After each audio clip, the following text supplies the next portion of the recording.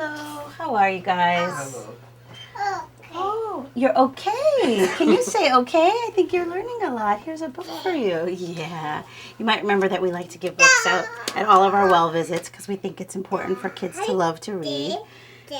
This, that. Yeah, what do you see? Do you like to read? Yes. Yeah. Well, we just love that the kids get the books early. We hope that you like to read with her. I don't know if there are any times of day that you might spend with her looking at a book or on the weekends. It's mainly on the weekends that I read to her, but her mother reads to her every night. Right, right. Or all the girls. And she's also with Grandma sometimes too. Yes, and she reads with her throughout the day. Great. So Dad, when she was littler, she would put everything in her mouth. You might remember we were talking about that. And now that she's older, she probably won't do it that often. She'll do it a little bit less. But every once in a while, she's still exploring using her mouth and all of her new teeth. Yes. And she's still going to test things. You might see that she, is doing so much better using her fingers to open the book. And she'll also be asking you to read the book. And where before she might just look at it, if she likes the book that you have or she's interested in something in it, like a cat or an animal that she sees, she might be sort of getting your attention by hitting the book.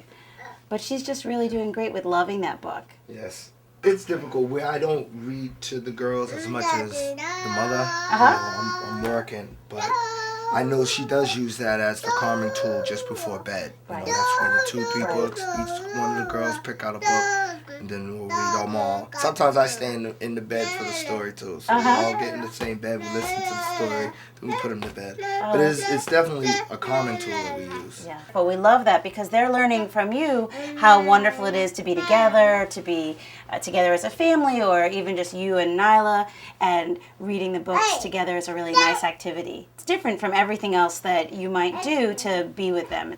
Nyla, do you want to read the book? Yeah, show Daddy the book. You're tricky. Yeah, Look, go ahead. Nyla. Hello, little mouse. What are you doing? You see the mouse? That's the mouse. Oh, I see. Are you going to pick that red, ripe strawberry? The big hungry bear can smell a red, ripe strawberry a mile away. You don't like this book, huh? No, actually, she does like this book. She's exploring it more. She's doing what I would expect a 1-year-old to do. If she was 2 or 3, she might be a little bit more interested in the next step of a story, the next part of what you're telling her. You're going to notice that she's going to start pointing to things and that you can point to things. The kids are really, really in the phase now where they're learning a lot of words. This is the age. She's been listening to you all along, but now she's starting to say a few words. So the more you can point to things and say the words and encourage her to do that, the better.